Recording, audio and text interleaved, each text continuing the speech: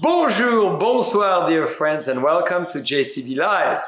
Today we're going to use our French accent. Bienvenue.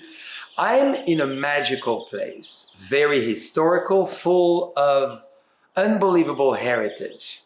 This is called the Napanook Vineyards, and I'm in the most fabulous winery in the heart of Napa Valley in Yonville named Dominus. This is why you see behind me one of the most architectural, unique construction ever. But the man behind this amazing construction is Mr. Christian Moueix, a great friend from Bordeaux originally, but one of the first men who really bridged the Franco-American friendship all the way back in the 80s. He is one of the most well-known men in the world of wine. Very charming, extremely charismatic, full of histories, and really running one of the most fabulous, exciting, and thrilling wine company in the world. So we are in his winery right now. He allowed us to bring a glass of champagne, of course, Gala, to welcome him. So if I throw the cork in the air, I know he's gonna catch it. He's gonna catch it. Yes, he has it. And on top of it, he's very athletic. Bonjour, chers amis. Thank you, Jean-Charles, for your great introduction. Well, I could have gone for 5 hours because there's so much to be said. Yeah, but then there is no more interview. So, Christian, we are in your creation. Well, with my wife, Cherise, I like to underline because she was the one to select the architects. They are Herzog and de Meuron, two well-known Swiss architects. Let's say, by the time we built that in 96, 97, they were kind of unknown. They had never built in the US. And so it was really their first building. Since then, they have made themselves famous with so many buildings, which we may discuss now or later, as you like. Well, as you like, but maybe before we do that, we have a toast. Definitely. And the toast, dear friends, I want to have for Christian is to show us the way, not only from Bordeaux, but to the United States. And having been the pioneer, so Christian, to you... You are never as much a pioneer as you expect, because there were French people in the 19th century, and the real pioneer from Bordeaux has been Philippe de Rothschild here, when he began Opus in 79, if I remember correctly. But as we hear, so why California? Okay, let me see. Yes, we got to have a toast. It's starting to be warm in beautiful Napa Valley, so we need to stay hydrated. It's really good. Bravo for that gala. I had it only once before. It's beautiful. Maybe better in the morning even. I love it. So Christian, maybe it's a perfect place as we hear in your unbelievable monument of wine to tell us what attracted you to America as you studied historically at Davis. Well, I studied in Paris in the early 60s, Agronomical Institute, and I became an agronomical engineer. And I was still quite young. So I thought it would be kind of stupid to join a family business at that young age, because once you get in, unless you are called Jean-Charles Boisset, where you can still create and do extraordinary things. But for me, joining the business meant I have to be there each day, each hour, if I can say. So I wanted to travel and to see the world. And at that time, there was Rosemount in Australia or Davis in California. The choice was clear, and besides, we had many friends in San Francisco already. So we selected, I said, because I was, of course, backed and allowed by my father to leave the family like that. And I arrived at Davis in 68, and I spent 68 and a big part of 69 at UC Davis. It was a great time. Bernard Amorin was the dean at that time.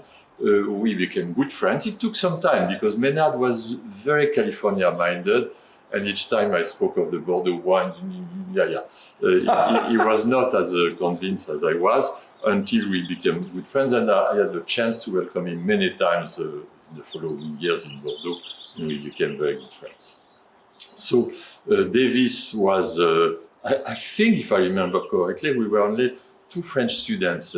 I would in those imagine years, at the time. It was a stupid thing, of course, when French people meet abroad like that, they spend their time together. This explains why my English 50 years later is not better than it is. No, your English is very good.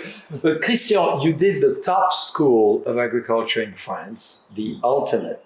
And what did you learn from Davis that was different? And why was it a good experience for you? It was a good experience because I discovered California, and in the late 60s, California was really something, especially since I spent one summer in Berkeley. And the Did you have long hair? Is it? You'll be surprised. Bare feet and long hair. We want to see pictures. Unbelievable, true.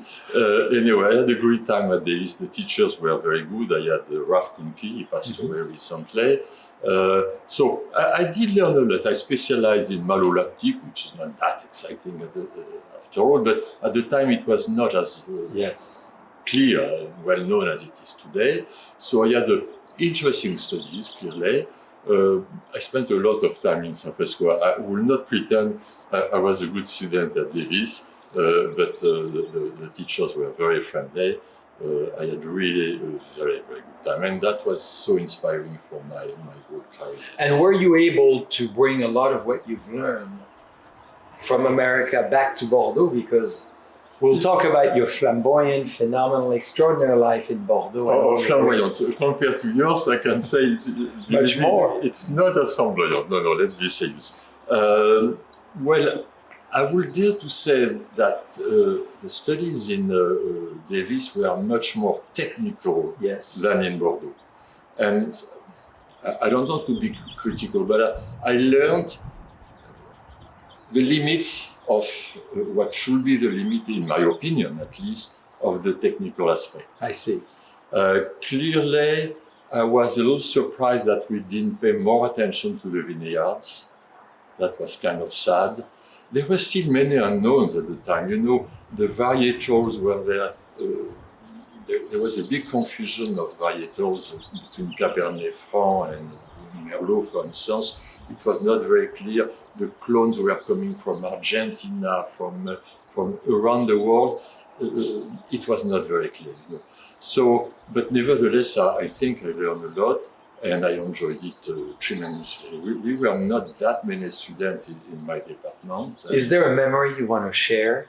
Besides hate Ashbury in San Francisco and the Berkeley parties, anything you want the world to know? I was on Telegraph Avenue in July '68, and that was really something. And for a young man coming from the countryside in France, I mean, I was amazed, it opened my eyes. And did it really trigger in you the love for the US at Definitely, the time? yes. Definitely, yes. Then, after having so much fun, my father said, maybe you should consider returning and work with me. It's about time. I said yes, but returning to Libourne. Libourne is 20,000 people, a small town 20 miles east of Bordeaux. After California, it was really difficult. And this is why in the 70s, I visited Napa on a regular basis, and some of my old friends at the time who had become friends, and especially Bob and dear Marguerite Mondavi, and André Tchelichev. And I was really looking for a possibility of a vineyard in Napa in those years. So those years really triggered for you the dream to accomplish what you are. Very much so, yeah. I see. Yeah, very much so. And I was in love with California, and I'm still in love with California, even if things have changed a lot. We will discuss that probably. So it's only in '81 that Marguerite Mondavi called me one day, and she said, "Christian, we are at the Plaza Athénée in Paris. Could you join us? I have something to tell you." I said, "Marguerite, I'll be there tomorrow morning." And we had breakfast together. And she said, "Oh, Christian, you should," and Bob was with her, of course, "you should come to California. We have a vineyard which may be an opportunity of having a joint venture in the valley." I came a few weeks later, or a few days later. A true entrepreneur. And well, it was so exciting, you know. Yes. And that's how I visited Napanook in '81, a beautiful vineyard we have in front of us. It was a rainy day, and honestly, as soon as I arrived, I had such a feeling. I describe it as a jewel box. I say I was with Dan Baron, who was a trainee with us in France at that time. And I said, Dan, I think there's a potential of producing one of the best red wines of California here. You felt it immediately? Immediately, you know, and I touched the soil, I smelled it, I probably eat it even. I spent one night in the vineyard, people don't believe it, you know. I was not aware of rattlesnakes at the time. And it was love at first time. I mean, and I'm so grateful to Bob and Margaret to help. And this is something you've acquired immediately, in fact. So you did a joint venture. Why don't we sit? Of course. So Christian, you felt energy, you felt something. Yeah, I found the place was very special, and honestly, I had no idea of the classification of Napa. Did it exist at the time? I'm not even sure. But I had a great feeling for that place. Don't forget, it was a joint venture with two charming ladies, Robin Lay, local, daughter of John Daniel, who sadly I did not meet when I was at Davis. He passed away in 1970, owner of Inglenook, and her sister, Marky, who lives in Washington State, very charming, both of them. It was a wonderful joint venture, I must say. We got along so well for many years. The only thing where we had kind of a problem, I would say, it happens in joint venture. There were two problems, in fact, that I did not like the 93 vintage. Yes. And I decided to disqualify it, which was a little brutal, I must confess. And I feel sorry because they were shocked. How can you disqualify? But nevertheless, I did it. And the second point is that my view on contemporary architecture was a little radical, I will call it, too minimalist probably for their taste. That was the origin of our problem. Then I bought them out in '95. We are still on very good terms, especially with Robin, whom I see on a regular basis, and I really admire what she has done since as well. And this is how, because of architecture freedom in a way, because Cherise had joined my life at that time, we selected Herzog and de Meuron. Just a word about them again. Yeah, because this is amazing. What you've brought here is one of the most innovative monuments of wine ever done in the history of California. It was the approach was very new. It was their idea, let's be clear. What we had asked for was to have an invisible winery. Mm-hmm. Why invisible? Because some of the wineries in Napa appear to us to be a little too visible, or too obvious, let's put it. But it's a question of personal taste. So they proposed those cages of rocks, gabions, filled with local basalt. And it had a double advantage. It's like a skin, so it provides a very good insulation. Mm-hmm. The places where we don't need the insulation, like the one where we began to shoot a few minutes ago, the rocks are big and the air goes through it. It reminds, I think they were inspired by by Spain and by Andalusia, with the idea of a filigrane. I see. And for where we need insulation, clearly the cellar and the storage, the stones are much smaller. So the winery was completed in '97. The problem with the winery at the time, there was no traffic light on Washington Street and on Madison. And there were so many accidents that the county said, okay, we give you the permission of building a winery, but not open to visits. And 25 years later, we are still in that position. So we have very few visits for professional with appointment. Well, we're fortunate today to get to see But it. you are part of the family. Thank you, Yes. Christian. So, Christian, give us your thoughts on the vision of the architecture, because, dear friends, we're going to show you a lot of the images of Dominus. This is one of the most incredible building ever done in the world of wine. So, give us even more of the thoughts you had Yes. and how you reacted when it was accomplished. Which is wonderful with Herzog and de Meuron, and we have built 6 buildings with them. There's one under construction in Saint-Émilion as we speak. Ah. I spoke with them this morning with always difficulties because they are very, very demanding in terms of details. They are very site-specific. As much as you can, like Frank Gehry, which I admire for so many fantastic buildings, you recognize him in his style. With Herzog and de Meuron, they adapt so well, usually, at least in the best buildings, to the environment, as we say in French, that we admire them a lot. They have become our closest friends. And since then, of course, they made the Tate Gallery in London. Yes. They made the Bird's Nest in Beijing, Which is one of the most incredible stadiums in the world. So they have always an inspiration, and they follow that inspiration. In Saint-Émilion, for instance, presently, the idea was a block of lime. It will be concrete, but it will look like lime, with a central alley which reproduces the Church of Saint-Émilion.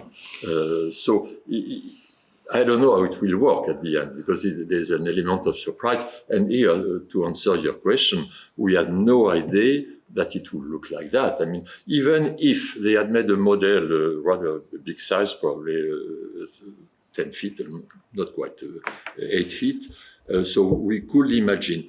But when it was a block of concrete, before we put that skin of gabions, people began to call it the shoebox, you see, the shoebox. And then later on, of course, it took that very unique aspect with the gabions. It looks simple, but it was not that simple. Well, I'm sure. A lot of engineering in terms of engineering. And how to, put the stones on top of one another. Believe it or not, the poor guys who did that on a very hot summer, they put each block of basalt by hand, each of them. They are not just put in. That's right. Very carefully. Very carefully, yeah. Were you here when you build it? Partially. Because I'm sure, knowing how you like to control things, you monitored. We didn't monitor everything. We had Dave Remy as a winemaker at the time, and Dave was very close to us because he trained with us in France. And he was really following on a daily basis. And we came, I think we came 10 times during the construction, yes. Fantastic. So besides the building, the wines are exceptional. And I love what you've mentioned before, is you said the attention of Davis was more technological rather than maybe what you've studied in France. And as we always say in France, the wine is made in the vineyards. So tell us about this very unique terroir. It's a beautiful terroir. I think the west side of the valley has a similar terroir when you drive north, which is, let's say, we call it gravelly, which is not the same gravelly that we have in Europe. When we speak of gravel in Europe, we speak of those pebbles. That's right. Which you have in the Côte du Rhône, that's the best example, and in some parts of Bordeaux, of course. Here, the gravelly is volcanic. So that mixture of gravel and loam and clay, I think creates a beautiful terroir, which you find mostly on the west side of the valley going north. But even on a ranch of 120 acres precisely, there are 2/3, usually the upper part, which produces Dominus, of top quality. The 1/3 on the lower part produces Napa Nou, which is the second wine. Which is top quality too. Which I think is a good value with younger vines and more approachable in its youth. The potential, we are very lucky. The big surprise for me, and I remember that Bob Parker underlined that, is why does Dominus taste like a pomme roll? Aha. It's kind of troubling, especially for me, because and I don't like the idea to think that the man may be more important than the terroir, because then that's the end of all what we know, all what we like. But Dominus does look sometimes, because it has that roundness like a pomme roll. Something very important, and again, back to my two partners originally, I give them a lot of credit. Why? Because what I wrote, and I called the philosophy of a joint venture in Napa Valley in 81, was first line, I will produce a wine without acidification. Mm-hmm. Many wines were acidified in those years. By big statement and an important one. Yeah, tartaric acid, which made those wines so hard and not very pleasant always. Then the second statement, which I think I did not measure what I wrote at that time, we will produce a wine without irrigation. And I didn't know what I was writing, honestly. Because that was a big statement. That was a big statement. We'll probably discuss it again. And the third sentence, and there were only those three sentences, was, I need 20 years to produce a good wine. And you know, when a young man from France offers two ladies in Napa such a proposal, I think I give them again a lot of credit to trust me that. Well, and with such a charm as well. I know those two ladies were on each side of you saying, "Yes, let's do it." Well, and they embarked on it, which was wonderful. Yeah. So that's the origin of Dominus, and of course we did not irrigate, and probably we have those springs coming from the Mayacamas. Mm-hmm. You know, that has become our philosophy, no irrigation. That will surprise many people probably. But we have the proof that if you do not irrigate, the vines, the roots are obliged to dive deeper, 10 feet, 15 feet, we have had the proof of 15 feet deep, and then they don't really suffer from the drought. And some years of drought, we see our vineyard is still green, when many vineyards around are turning yellow in the summer. And I think it's even more important today in difficulty with the environment, a lack of water, absolutely, as we all know. Absolutely. You know, my lovely wife always says, Jean-Charles, the more you suffer, the better you become. It's what we say in Burgundy, the deeper the roots go, the better it gives, right? Yeah, so this is really philosophical for us. Yes. And so far, we have been successful. If the climate were to change drastically, I don't know what we will do. When I say, let's be clear, dry farming, we irrigate the vines at age 1, 2, and sometimes 3. Absolutely. No, that I think is important to state, but that goes without, you know, it's important. But so dry farming, you believe Napa Valley should be embracing more? Honestly, yes. At least in some parts, some rocky parts, especially up hills, probably you have no choice. But here on those rich soils of valley floor and foothills, we are not we are not valley floor. People say, "Oh, you are on the flat part." No, you see the slope. It's 4 to 10%. So it's significant, and that allows a perfect drainage, which is very important. So on those parts of Napa Valley, I don't think we need to irrigate, and we will have to save water one day. You know, when today, as you see, people are obsessed by sustainability. I pronounce this well. Sustainability is the key word. I mean, the first step of sustainability is save water.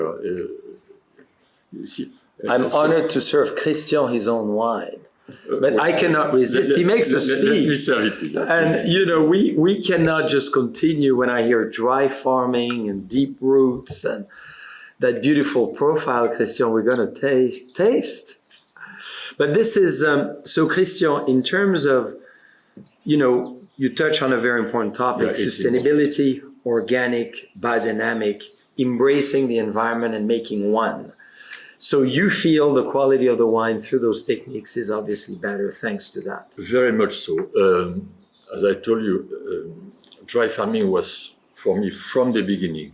On the reverse, I do belong to a generation learning being at school in the 60s that we were not conscious that we should become organic.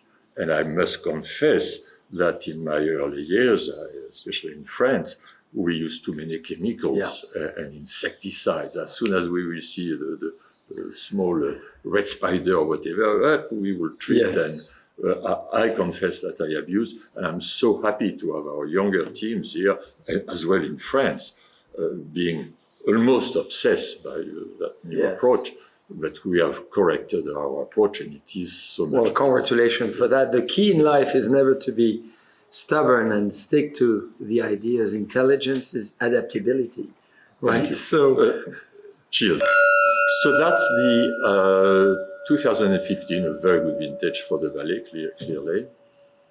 oh, thank you for the honor of this amazing vintage, because so we have, everyone can obviously get the wines through the winery directly.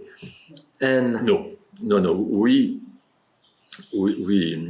We sell the wine today in more than 50 countries, but we distribute it worldwide from our company, mother company in France. And here we distribute in the US through another French company, Maison Marque and Domaine, MMD, which is a branch of Roederer, with whom we are very linked. yes. And we're delighted because Christian so generously gave us an allocation for the Oakville wine merchants. So literally in Napa Valley, you could get this wine. As you like it, you could go down the hill to Oakville and get it. Thank you. So, Thank Christian, how would you describe the wines? Because we have many friends who cannot open the wine with us, and I know they're very jealous. Okay. So let's say the softness goes from A to Z. Even on the nose, you have that feeling of, first, you see, the wine is red, dark red. I never cared too much for black wines. When I went to school, there were the white wines, the red wines, and sometimes the pink wines. But the inky, for me, inky is not attractive. You know, Yes. I never drank ink at school. So some of my fellows drank ink. I don't know what for. But I don't like inky wine. That's clear. Which means, because inky means extracted. That's right. Which means it's a lack of precision, a lack of control in the winemaking process. So this wine first is dark red, which is what it should be. And the nose, you have a beautiful fruit which goes from rather widely from red fruit to black fruit. Mm-hmm. The danger in Napa, as we all know, is over maturity. It has become a recent danger in France because we get a warmer climate as well. It's easy to pick when it is overripe. But then the result, again, we lose the precision. And it tests the original culture of Napa. When I was here more than 50 years ago now, there were prune trees everywhere, yes. Almond trees as well, but mostly prune trees. And that's the danger in Napa, to go too much to the prune character. That's right. Which is seductive, but because it appeals, it's sugar clearly, but it is not wine anymore, you see. So that wine has an equilibrium between red and black fruit, I would say. A beautiful balance, yeah. Balance, yes, Yeah. thank you. And then on the palate,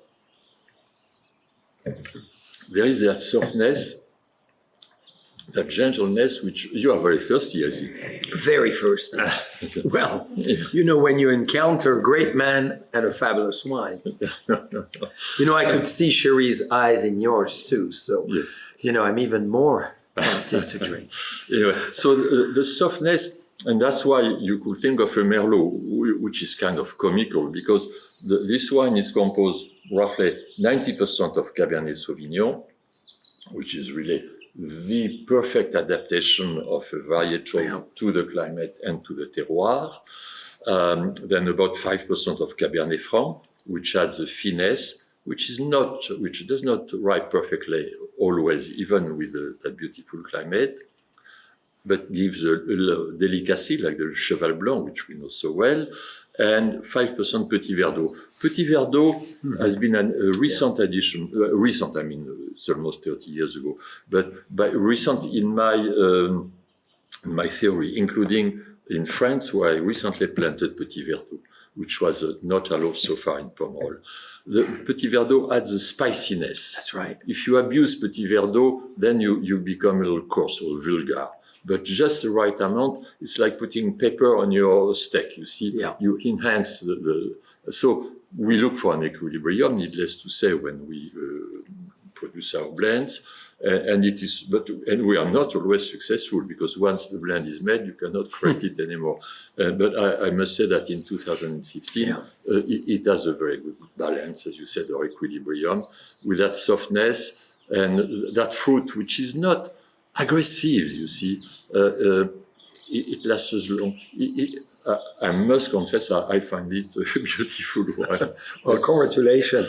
And Christian, you mentioned Bordeaux. Yes. Obviously, born, raised in Bordeaux, the leading family of Bordeaux. Oh, no. And I like your vision of the Saint-Émilion, because you're the saint in Saint-Émilion. You're doing and replicating the image of the church. So are you getting your way to paradise as you living? Makes me think of Nicolas Rollin, yes, suppose. Yes. I'm not in a hurry to go to paradise, if there is one. If there is one. Do you believe there's one? Sometimes I believe, sometimes not. It depends. Yes, it depends. My biggest challenge with that is I don't have many friends in paradise. They all where it's warmer. I think they're more on the hell side, so who knows? Who knows, yeah. As you say, who knows. So anyway, I don't deserve much credit to have joined the business.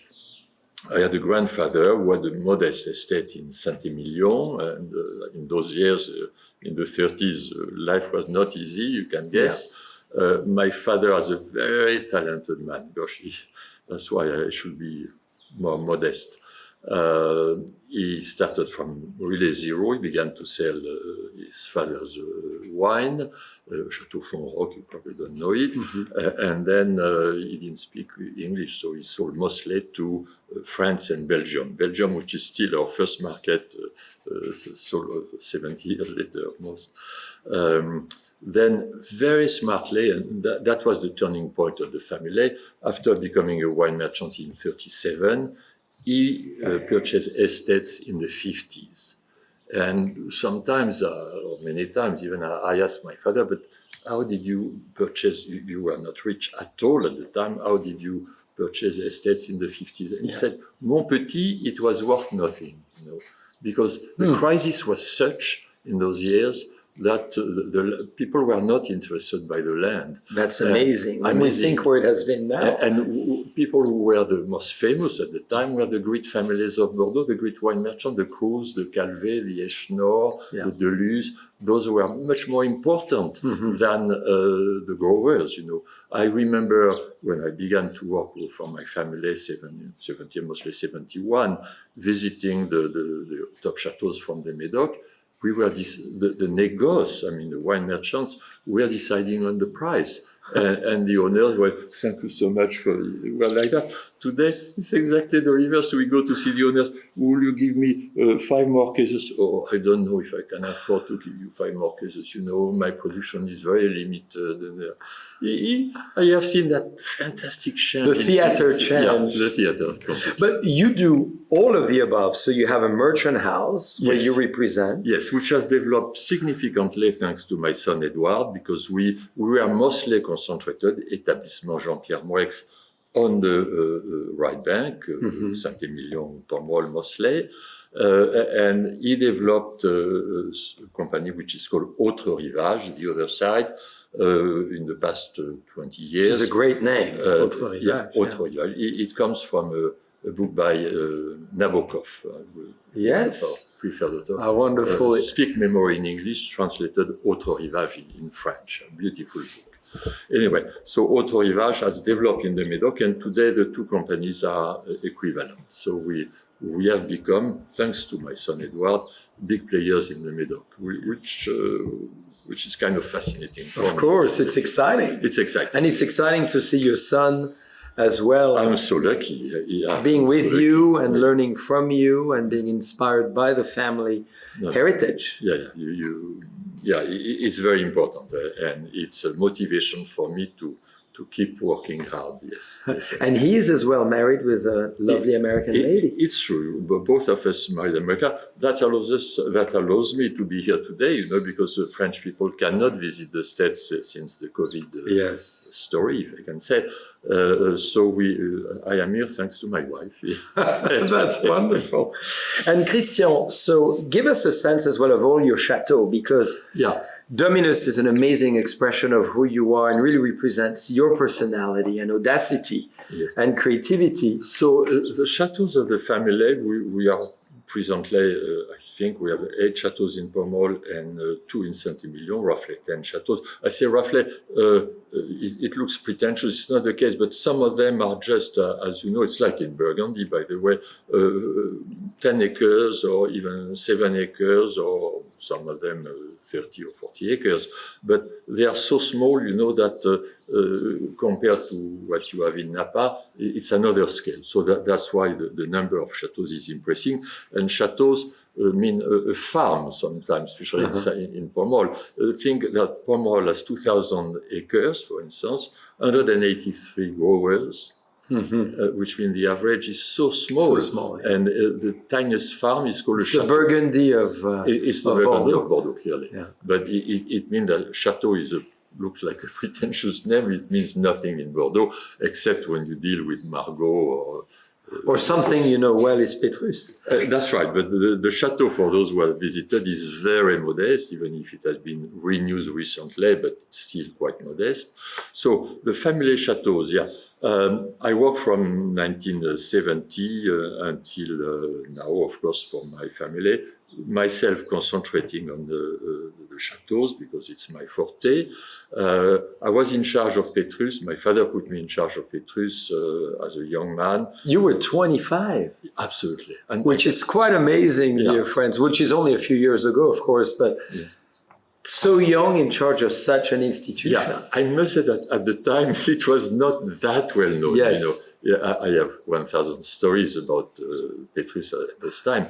Sometimes, I give you an example. The 73 vintage, we offered the importer was Robert Haas, a friend who passed away recently. Vineyard Brands. Vineyard Brands. And it was a big production, 73. We offered him 1,000 cases for sale for the US, which was huge. It was our main market at the time. 3 months later, Bob came back and visiting my father. I was there, of course. And he said, Jean-Pierre, I've not been very successful. I sold only 41 cases. That's a good story. But you build it. And a good warning, Can you believe that? So, Christian, how did you do it so quickly to bring the reputation of Petrus, besides the quality of the wine, of course? So quickly, first, I was in charge of Petrus for 38 years, and then I retired, if I could say, from Petrus. My brother, and especially my nephew is now in charge. And for me, it was kind of a liberation because at the end, I realized I had nothing to improve anymore. I could not do better. You reached the level I reached the level. wanted. And that gave me a chance to concentrate on the other chateaux, which I would not say I had neglected, but I knew I could have done better. But when you have a star in a stable, setting for horses, by the way, we will speak of horses later, one of my passions. When you have a star, the other horses, the other chateaux suffer. So now I have been concentrating more for the past 10, 15 years on Chateau Trotanois, Pomerol, Chateau Lafleur-Petrus especially. I increased the chateau with a few beautiful blocks, Chateau Ozana, and Saint-Emilion, Bel-Air, which became Bel-Air Monange, which I fusioned with Magdeleine. So those are our stars. What an amazing collection. Huh? Yeah, local stars, I would say. Local stars. Yes. What I was in such a short period of time, 3 decades. Yeah, a lot of effort, concentrating. I think too that I have to be honest.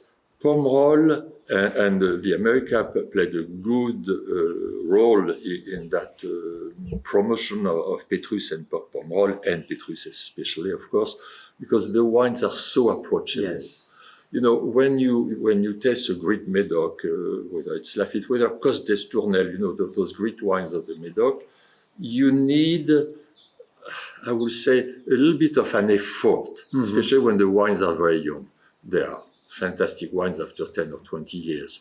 But when the wines are very young, they don't have the, I dare to say, the sex appeal of those wines from Pomerol, which being made of Merlot are so friendly. You know, you don't need wine culture to appreciate a Pomerol. And that's why the American market played such a role, because people love Pomerol. It's a love at first time. That's right. And then coup de foudre.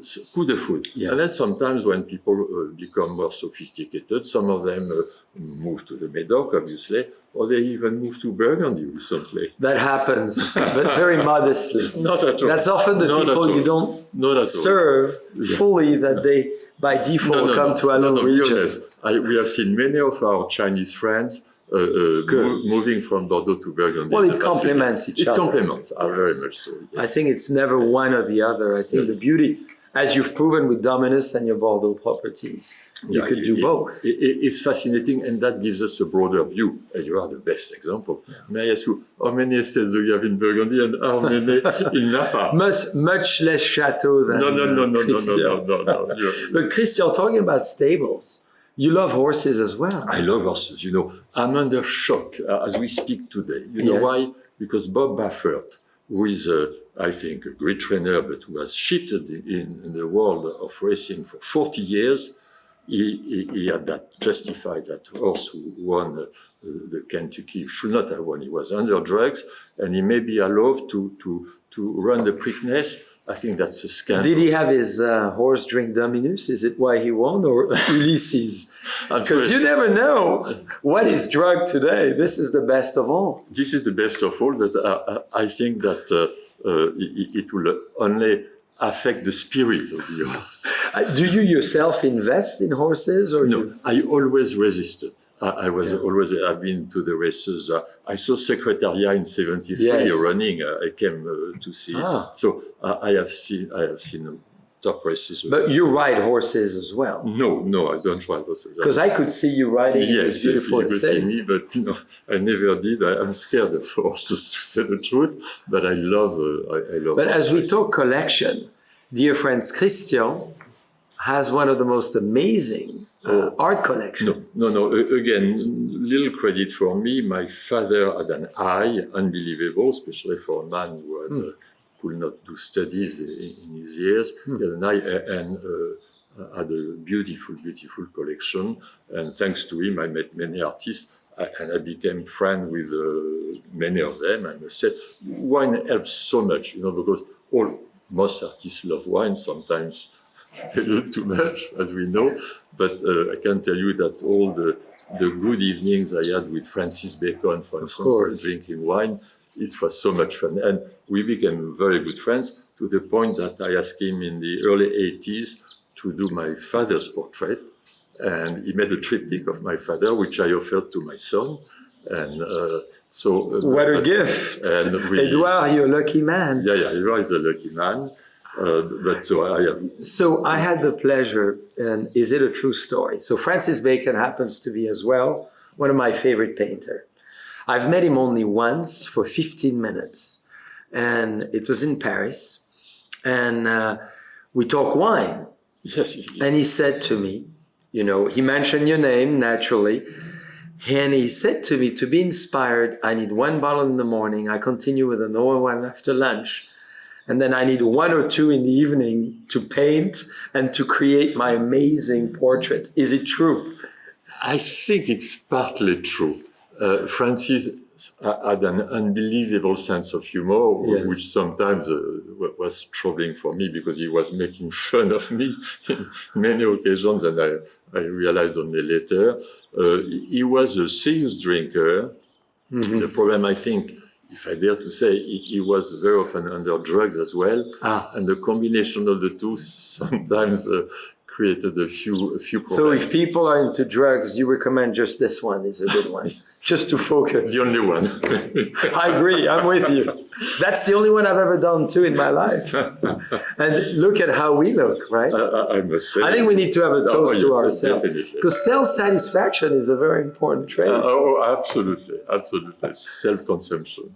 And Christian, so do you actually yourself sculpt or paint besides sculpting beautiful wines, of course? No talent. I have always been, and that's maybe a reason of maybe what some people can call a success. I've been very focused, which means I'm focused on the vineyard, the wine. I'm very focused, which means I'm a very boring individual, probably, very honestly. Cherise doesn't say that. Publicly she does not say that. No, I mean by that, you cannot divert unless you are extremely talented. You cannot divert yourself. Yes. So I do not try. And what did you ask?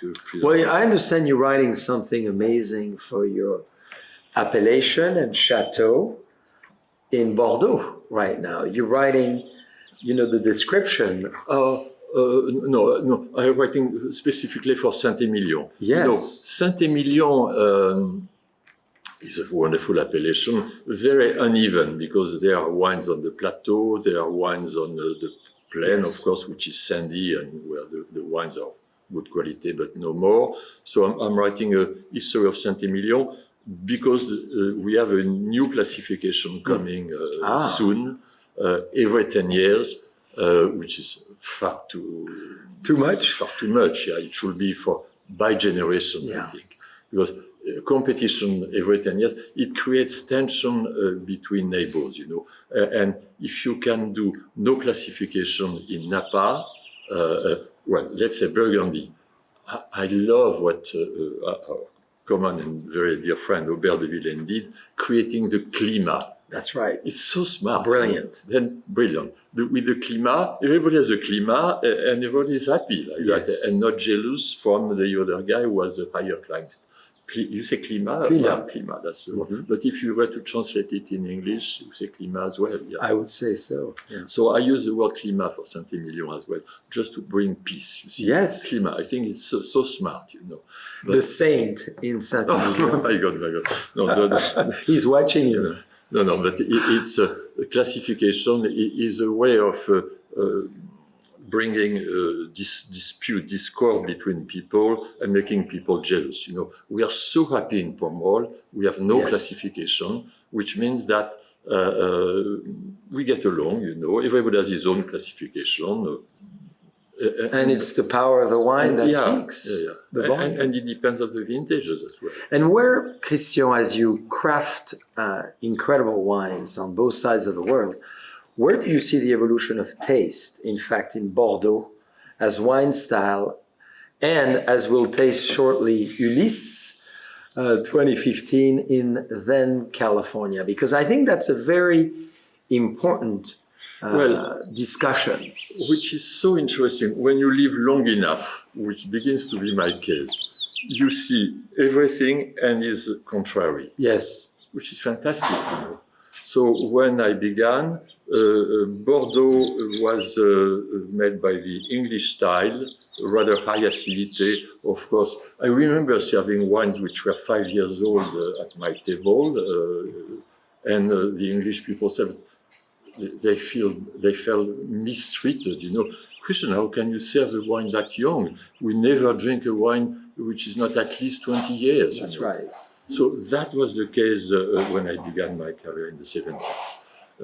Then we moved with some influence, critics or the taste, or I don't know, with wines which were much more generous, much more sexy, much more appealing in their youth, and we were serving them. And of course, we went too far that way, which means wines too big, too fat, too extracted, to everything, yes.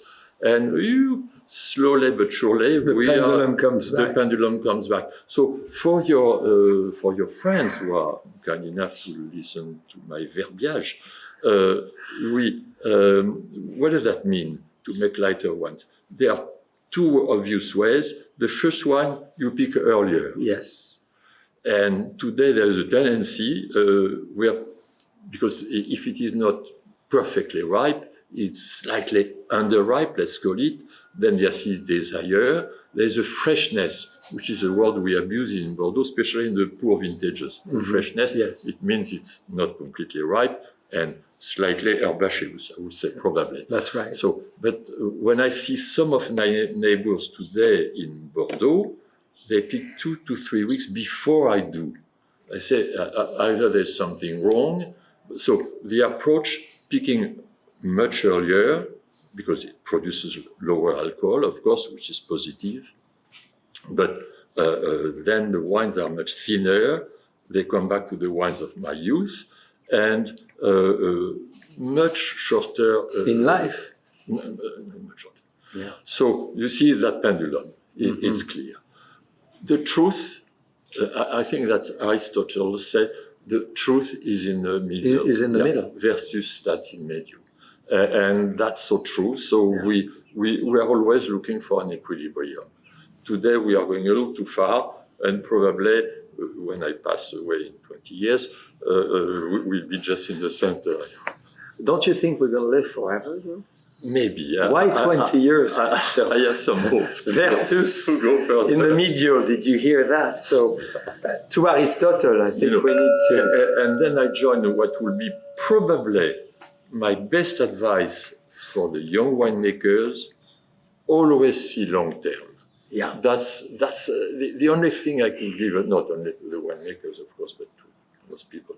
Always see long term. Less than 20 years, it's too short. There's a beautiful fable by Jean de La Fontaine, which is called Le Vieillard et les Trois Jouvenceaux. Yeah. It's wonderful. So, in 2 words, an old man, maybe he's in 90s, he is planting trees. And 3 young guys, they stop and they say, passe encore de bâtir, mais planter à cet âge, disaient les 3 Jouvenceaux. They say, well, if you build, we could understand, but if you plant at your age, it makes no sense because you will never have the fruit. And of course, the 3 young guys, all of them had different accidents, they passed away, and the old guy was still there and he enjoys the fruits from his garden, you see. So we should always be careful with what we have, but we should always see long term. Even at my age, Ulysses is an example. When we purchased Ulysses, the ranch, I mean, we replanted everything. We could say, and I have 1 or 2 vineyards which I have in my mind, either in Bordeaux or in Napa.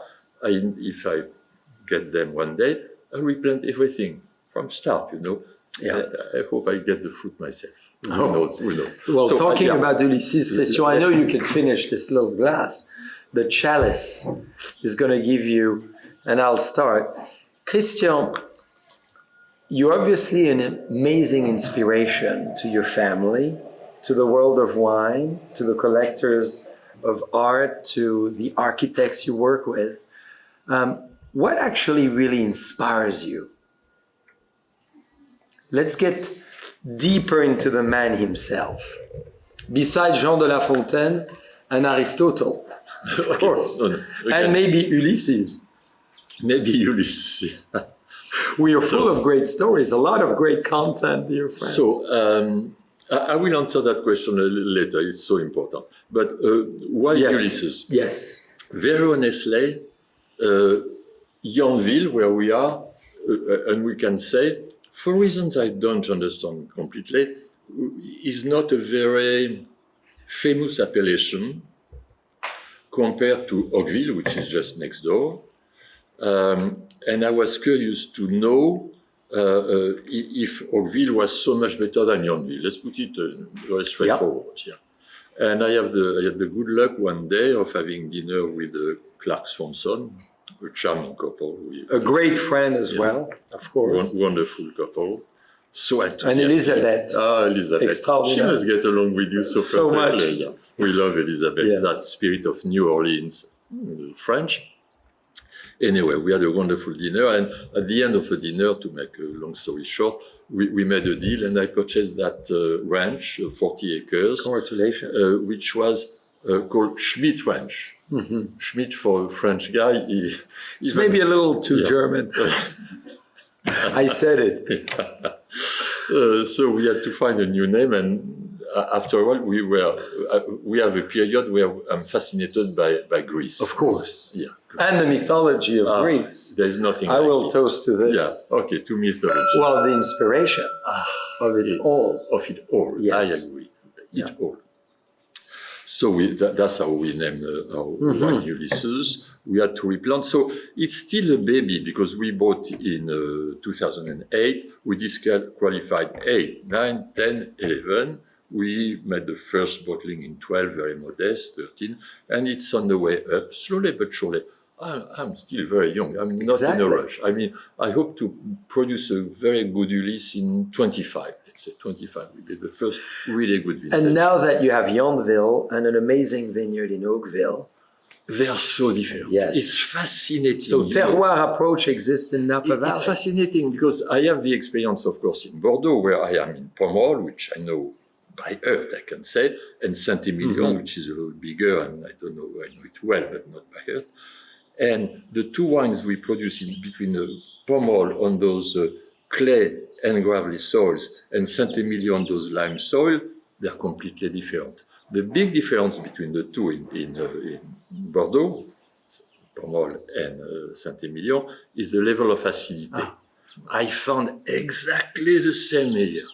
Acidity, natural acidity, because I never acidified, as I told you. Acidity is higher in Oakville than in Yonville. I'm so glad we've observed in our vineyards the same. It's fantastic. Why? That's why. That's what means that terroir is so important, and we should respect the terroir and let the terroir express itself. Notably with dry farming. Fascinating. So let's test this one. As I said, it's not a perfect Ulysses. Ulysses needs 10 more years, I think. And thank you for suggesting the 2015. So we're comparing same year, harvested at the same time. You see, the color is a little different. It's well, the wine I will describe it compared to that wine, which is so soft, so gentle. The wine is a little more aggressive, really, because of a higher acidity.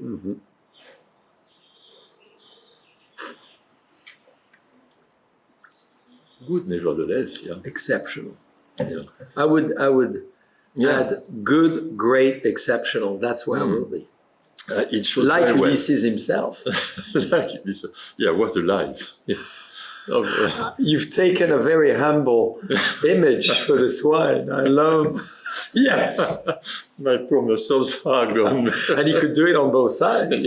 He was ambidextrous, right? Yeah, so much fun. Yeah. I must say it shows very well. As you see, it's more lively than Dominus, which is so soft, so... well, it's wonderful to have two styles. It's so interesting. Absolutely. For us. Yeah. It's 1 mile away, just 1 mile north. So, dear friends, two exceptional wine that are must in your cellar. And before we go to your inspiration, Christian, aging wine is very important as well. You touched on, people cannot just open the wine that they just have acquired. So, well, we open many subjects there. Young wines are especially approachable when they are made in the style of Dominus or the style of the Merlot wines in France. But wine is for aging. And what's the definition of a great wine, after all? I have changed my definition 10 times over the past 50 years, clearly. Today, my definition of a great wine is a wine, first, which gives you pleasure, that's the ABC, which travels well.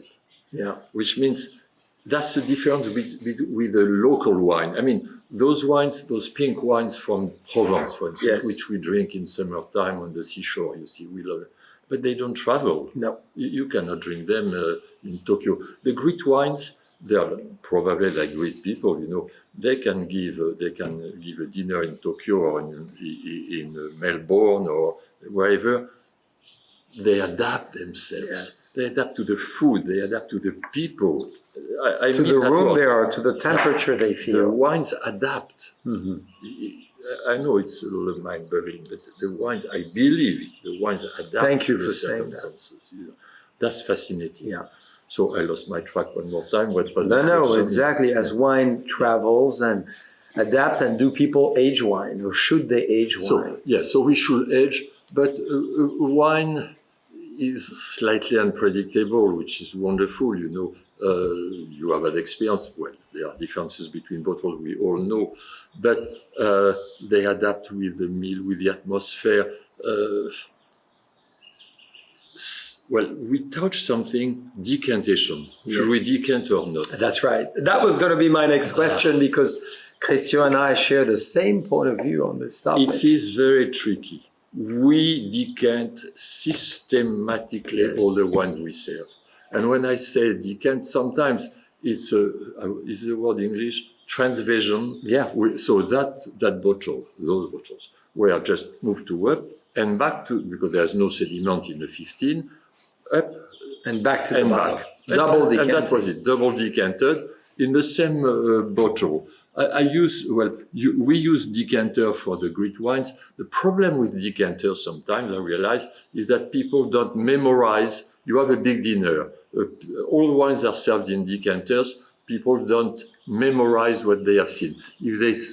So what we do when we use decanter, we use a decanter and we put the empty bottle next to it in a way that people memorize at That's least right. the name. They remember what they drink. They remember what they are drinking. Otherwise, very often, the best thing, of course, is to print a menu with the wines so that they are sure to remember. So we are, and I'm glad we agree on that matter on so many, we are for decantation. You are free not to decant. I wrote for Riedel. You are friend with Baccarat, friend with Riedel. Years and years ago, his motto, he said, we decant young wines to open and so that they can show better, and we decant all wines to get rid of, to separate the lees. Basically, that was not the formula; it was better than that. It's one of the many regrets of my life. The last dinner I had with Émile Pénaud, the very famous teacher in Bordeaux, I would say kind of a pope of wine, with whom I had great respect. We had an argument. Émile was against decantation, and I was for decantation. As a young man, I should have paid more respect, and we really discussed seriously about that. So it's your choice, but there's no way. I mean, let's say, if you want to have a great wine, you need to decant it. Or if you don't want to decant it, you have at least the minimum. Your bottle should stand for 24, ideally 48 or 72 hours before you drink it. And then you serve it religiously. And of course, the lees will arrive only at the end. And in this way, it's kind of a decantation. I must say as well, if you speak of very old wines, like in Saint-Émilion, where the wines are aged in those quarries and they can last forever. I have been lucky to drink wines of Belair, what has become Belair Monange, 1816. Yes. Ozone, 1831. 200 years of age. 200 years. That's fantastic. They were pristine. Huh. Like you are, but not well. So it is fantastic, but then, of course, they become very pale, orange color, not quite that, but then you should serve them without decantation, clearly, in small glasses, and we serve them before the meal, so that when your palate is still fresh, you can appreciate it. Instead of champagne, of Gala, you have a glass of 1816. That's very cool. Which would be nice. I think we all welcome at Christian Chateau in Pomerol, and we'll try it in 16. Yes. I sign up for this amazing experience. Anytime. So Christian, before we go to your inspiration, you've been very successful in Bordeaux, California. Any other dreams as far as wine region that you wish to go? No. I will never go. Never say never, but clearly, because of the beauty of Tuscany, which is for me the most beautiful landscape, I speak, in the world. I've been tempted many times to go to Tuscany, but my wife was reluctant, and she was right, because as I said, we like to focus. And believe me, being in Napa and Bordeaux, being in Napa and Burgundy for you, people think it's easy, because when I am in Bordeaux or Napa, it's automatic. The weather is always good. Everything it's easy. They think it's like a kind of a hobby, Napa. But I mean, there are 50 employees, and it's a company you need to manage, and a very successful one. Well, sometimes, but no, I mean, and you know that better than, at least probably better than me. It is not easy to be to have a foot on both sides. It's a double life. It's a double life. So when I see people arriving in Napa like that, hey, come on. They will not be successful unless they give half of their heart for that. Or they have two hearts like you. Maybe. We double breathe. Maybe. I think Clemenceau has the heart on the right side. That's the only one I know. We hope we don't end up like him. So, Christian, your inspirations, besides art and besides horses, or maybe it's a combination of two, what really inspires you? Well, first, if you had known my father, my father honestly was such an extraordinary man. I was lucky to meet Charles de Gaulle twice in my life. But when I say to meet, he took what we call the bain de foule. Yes. And I was such a fan in the 60s that I went many times and I shook hands. So that's me. I call that meeting. Shook hands with Charles de Gaulle twice in my life. It was inspirational. Magnetic. My father was this kind of man. Such authoritative, naturally. He was an inspiration. Why do I mention him? First, because I owe him everything. And because you asked me what drives me, it's the sense of perfection, which is wonderful because I know I will never reach it. I'm still dreaming, believe it or not, at my age, both in France and in Napa, to produce a perfect wine, which I have never reached. Well, you have in many ways to the eyes of others. So how do you define perfection? First, I told Bob Barker many times, Bob, it looks like a joke, but don't give me a 100. I prefer to have a 99 because I have a margin of progression. I'm fully in agreement. If we reach 100 out of 100, then I retire. That's finished. So I love to have 98, 99. Of course, we all love a great grade for our wines. But I have in my mind very precisely what will be a perfect wine for France. And I mean, approaching it in the process of producing the best possible wine, theoretically possible wine.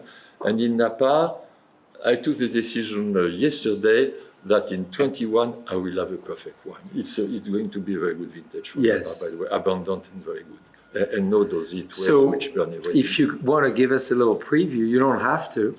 What would be the perfect wine to you in 2021 in Napa? It has to be a blend. It has to be a blend. Because blend, of course, means more complexity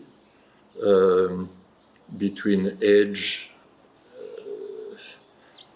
It's very complex. You can imagine that I have produced so many wines because don't forget that I'm a wine merchant and I make all the blends for the company of generic Pomerol, generic Bordeaux, and so I love to blend.